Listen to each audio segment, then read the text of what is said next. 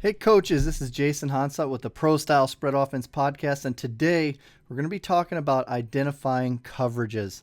Now, there's some different philosophies on if you actually need to do this or not, and whether you want to teach your players this. But I feel as a coach, you need to understand coverages because if you can understand what the defense is doing, then you're going to much better be able to explain or at least figure out what you need to do offensively with either your play calling or helping your players understand what they need to do on the field to be successful. Whether or not you actually tell them, that's cover one man free, you know, it doesn't really matter as long as you know what's going on and you can explain to them how to make it work. So I'm going to dive into some different coverages, and actually I found this really cool breakdown of different coverages in the 2013 Auburn offense PDF that I've got here, and I will make a copy of this PDF available. It's free. You can find it out on the web if you just Google 2013 Auburn offense.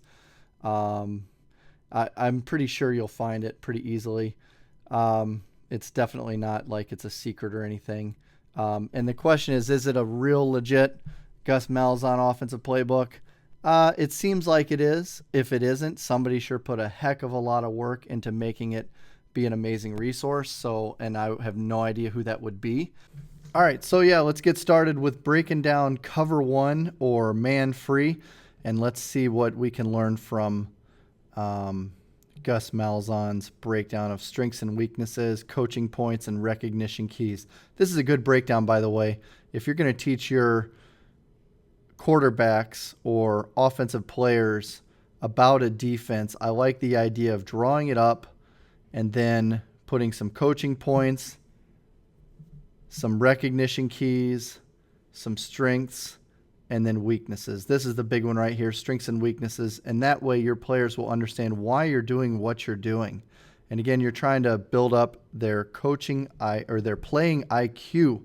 So you can have smart players on the field that understand the game and can even just explain to you what's going on. If they can even just get to that point where they can tell you where guys are lined up and what they're doing when they run a route and what they're doing when they go to block. All sorts of things like that are very helpful for you as a coach on the sideline in order to make decisions about the next plays you need to call or any adjustments you need to make. So cover one man free coverage concept is one-on-one man coverage on all receivers with the free safety help deep, a single high or middle of the field closed coverage.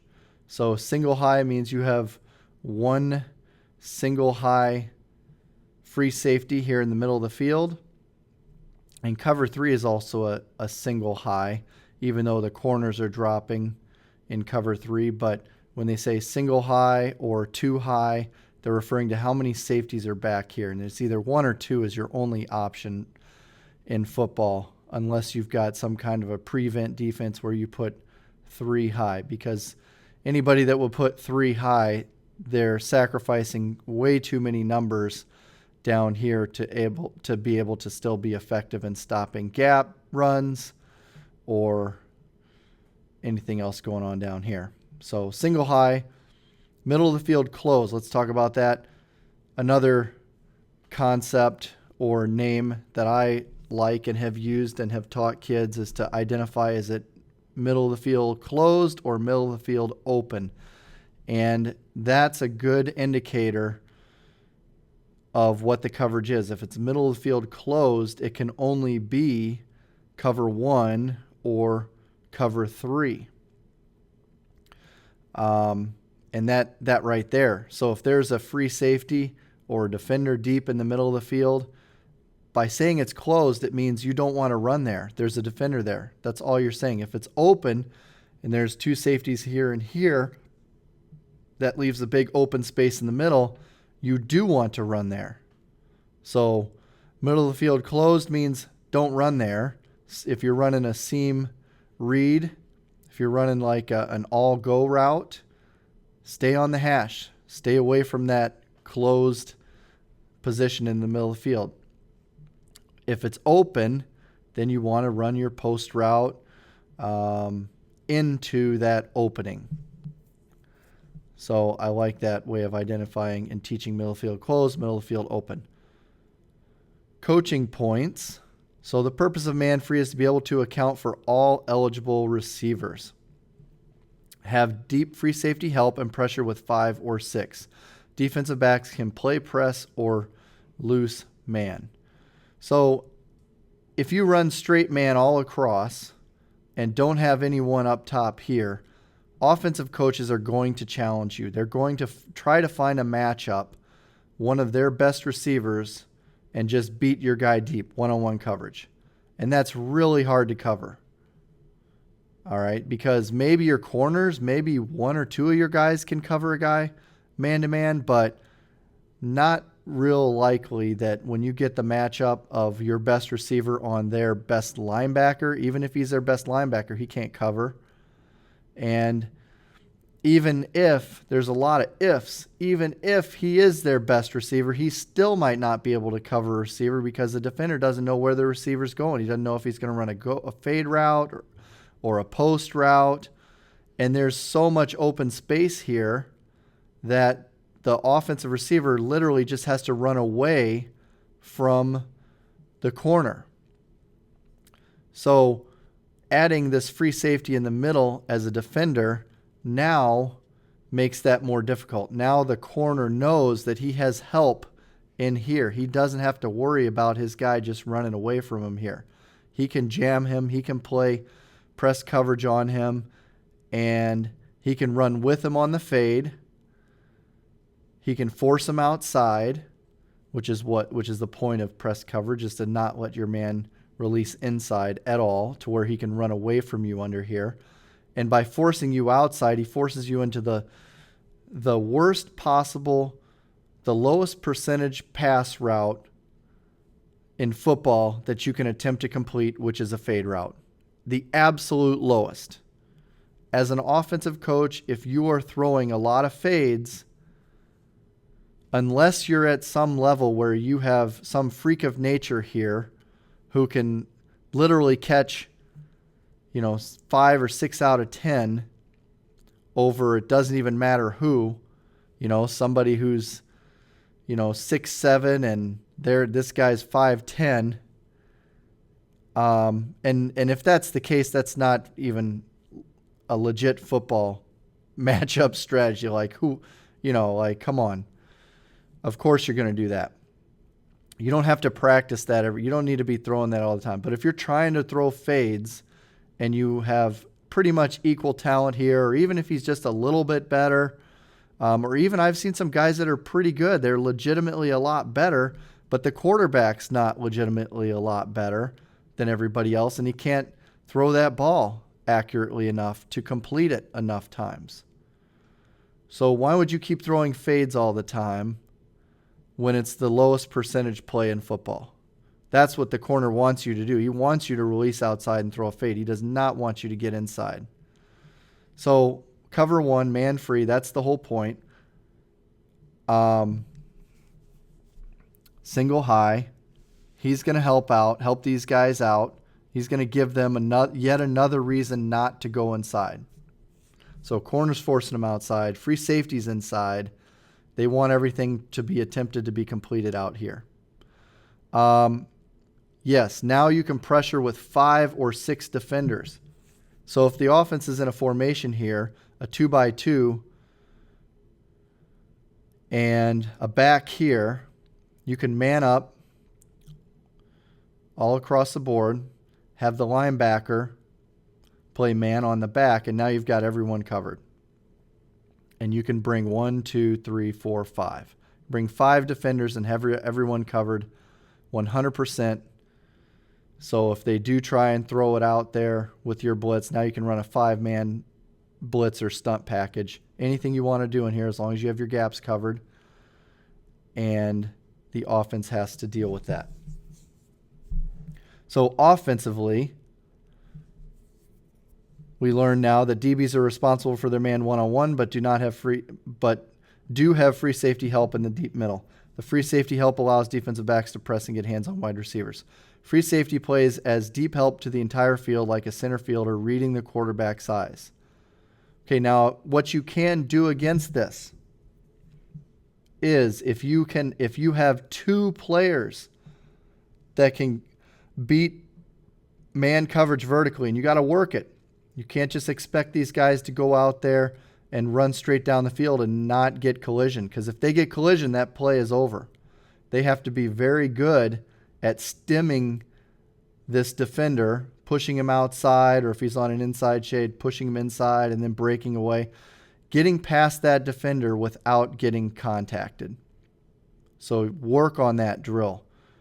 Okay, stem drill. Stem him. If he's outside shade, push him to his out, basically, I think as receivers, I'm partial to the strategy that every single route, as you fire off the line full speed, that's non-negotiable. I think coaches are all for that.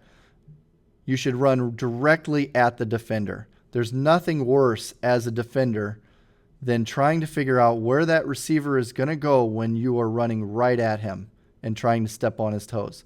The only thing he can do is he has two options. Option number one is to jam you or collision you.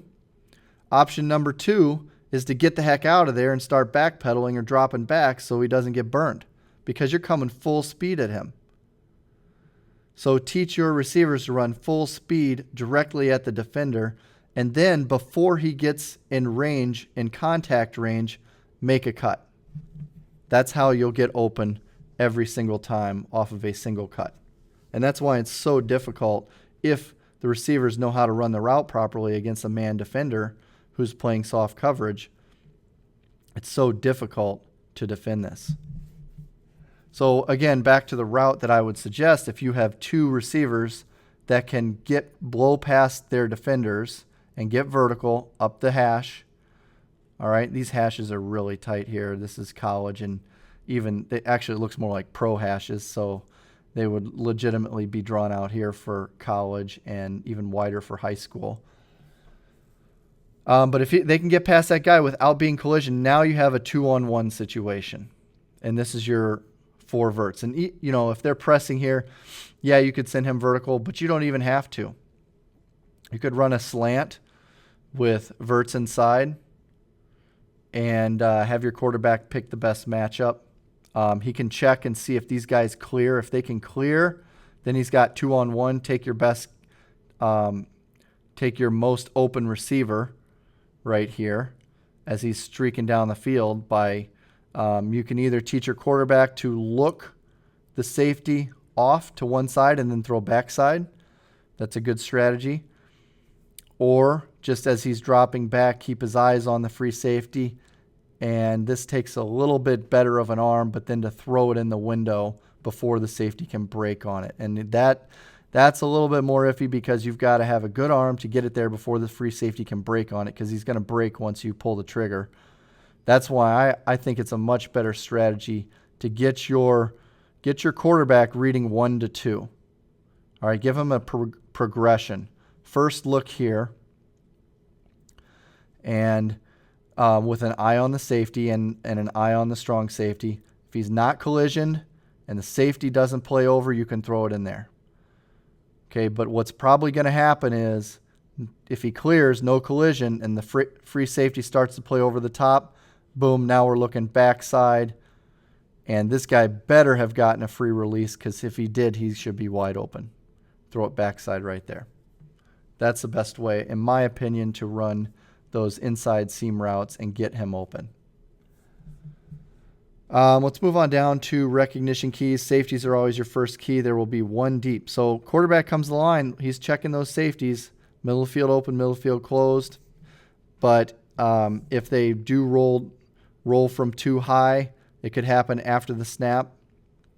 Cornerbacks are locked in the wide receivers. How can you tell if they're too high that these guys are in man coverage? Here's a couple tricks I would say. Number one, are his eyes on the defender? If his eyes are on his defender, it's a dead giveaway. You know they're in man coverage. Number two, alignment. If he is lined up head up over that receiver or inside shade, even more if he's on an inside shade, just right there, you know that they're probably in a man coverage.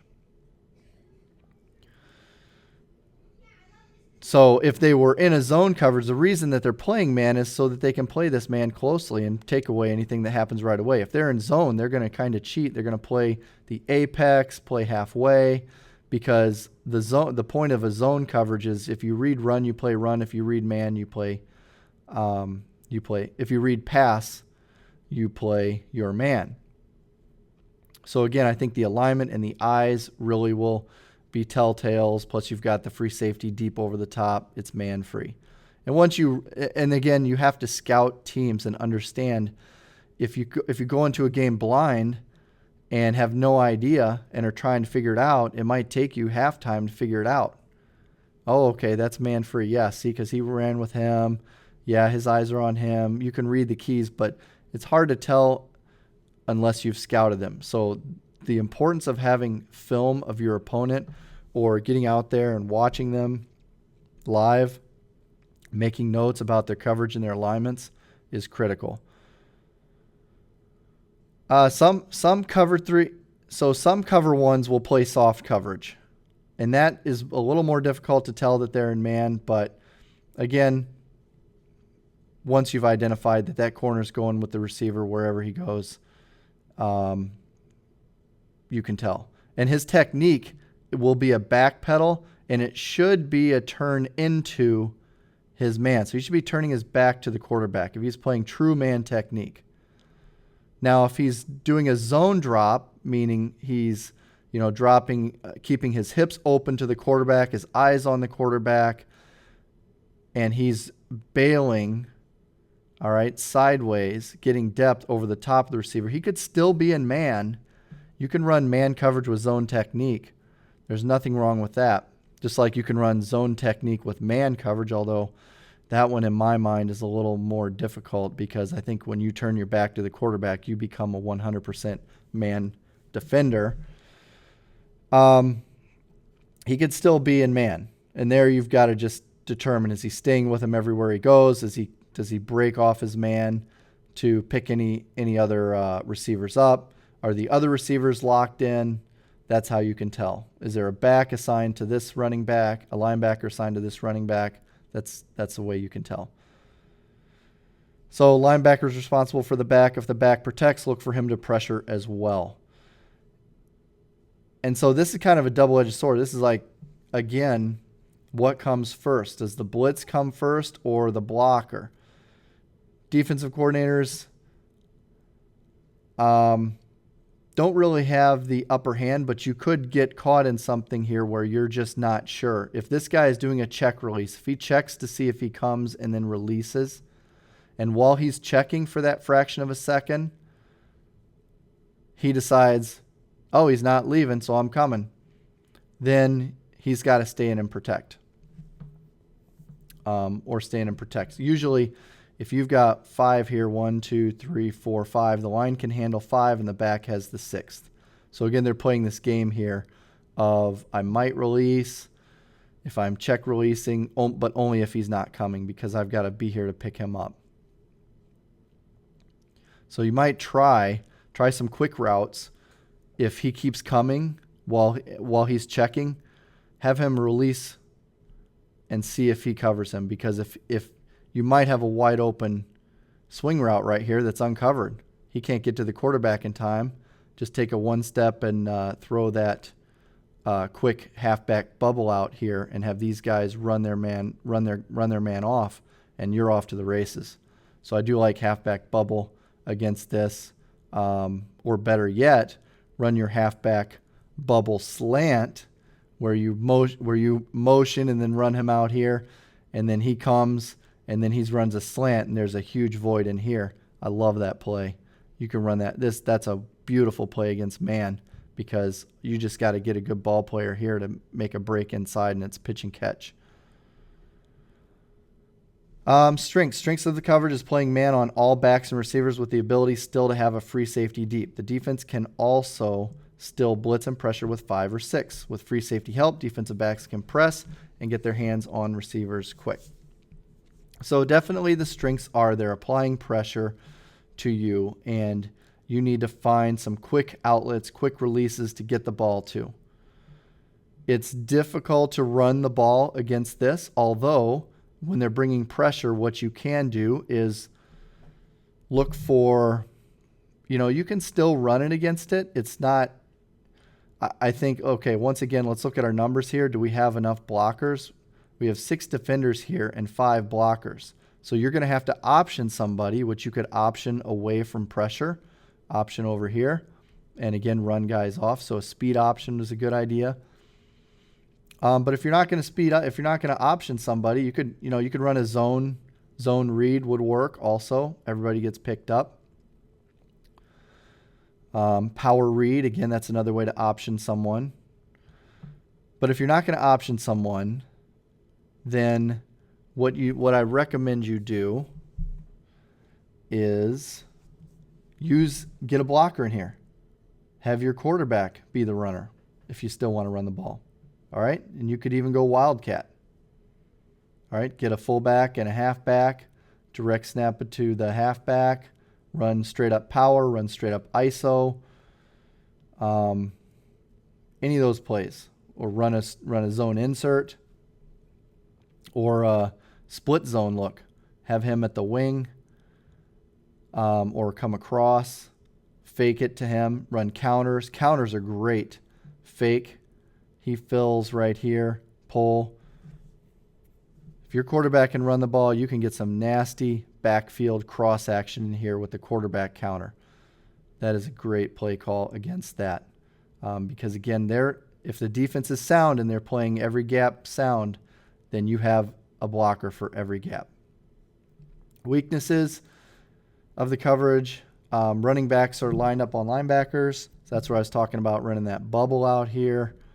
And the slot wide receivers usually have a matchup against a linebacker. So again, I talked about this matchup and how to beat that right there. So other things you can do off of this. Again, I like quick game concepts, quick slants, double outs. If you're looking to just take advantage of just this double man coverage here, they're going to have a hard time defending out routes. Out routes are difficult to defend. The speed cut out. So 4 steps and plant and break out. Don't break down and then break out like a sharp cut, but speed cut out as fast as you can bend it out and flat. Especially this inside guy is going to have a real tough time defending that. What it's going to do is going to force him outside to stop that, and then you just run. You can run your seam, make that easier. You can run a slant right here. So that can open up your slant. If they're playing inside shade, run the speed out. If they're playing outside shade, run the slant inside. If they're playing soft, run the hitch. Okay, so you could just play option route games with these guys right here. Teach your guy maybe a Y option. He can run basically any kind of route that gets him open based on his leverage. Soft, he's going to sit it down. So this again kind of goes into, if we're looking play concepts, the Y stick. So he runs either sit down right here, but I would coach him up to work there in man, so he can't just sit it down unless he's backpedaling on the snap. So if he drops, sit it down, we throw the hitch. All right, if he sits to collision and he's outside shade, you could run a dig route, short dig, or a slant right there. I kind of like the dig route, to be honest with you. Keep him from working up into this safety. If he is inside shade, run your speed out. This guy should be running off his guy every time on a stick route, and your back is flaring. Okay? Back is flaring, and that'll draw that Mike linebacker out there and give you more room in here to work this inside dig route. Other routes that I love, route concepts, mesh route, again, air raid concepts, drag, having these guys try and run with guys as you're dragging across. Again, like I said, when you're running away from defenders, it's very hard to cover. And against man coverage, you're not going to be able to switch very effectively at all if they're in man-to-man here. So these guys are not going to switch. You're going to be chasing their guy, so just cross them, chase. You might get caught up with the other defender trying to follow his guy, and then catch and build up field. There you go. Just run mesh route. You could run shallow cross. Again, He runs very shallow across here. That's a good one. You can hit him. If you got heavy pressure, you can hit him right in here. It's almost like a screen. And then have your backside release vertical, dig. Again, that's a good, if you end up having time and pick up all the blitzers, you could have time for a wide open dig route here. It's not one that you're probably going to be counting on, though, a whole lot.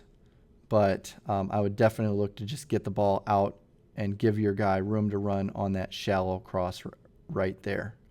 Okay, so another great play call against this. And again, rub routes. So bring these two receivers closer together. If they're close, it's much easier to run rub routes. Have them work vertical, 3 to 4 steps, and one guy either keeps going vertical and the other guy breaks behind him. It's a natural pick. You don't really even have to tell your guy to do anything to pick somebody, but if he's in here, bring your splits right next to each other, vertical and out. I call that a 19, a 1 and a 9. So you could just run quick 19, stack right, double stack right, quick 19, vertical, quick out, easy throw, quarterback. You could put a little quick roll into it, help them throw it on the run. 2 steps, throw it right there, catch and run. If they can't get through that mess, I call that on the goal line when they're trying to press and man. That's a money play right there. All right, coaches, hope you enjoy my breakdown of cover 1. It is a fun coverage to go against, but you guys got to be prepared. Make sure they can handle all this man coverage pressure. If they can handle it, you can have a lot of fun with it. You can pass the ball a lot. There are some run options you can do. But if you want to run it out of a spread formation, you're a little bit limited. You might have to get into more of a 21 personnel in order to be more effective with the run game. All right, coaches, I'm going to call it quits for today. That's cover 1 man free. My next podcast, I'm going to take a dive into some cover 2, strengths, weaknesses, all that sort of stuff. So tune in next week for my breakdown of what you can do against cover 2. Later, coaches.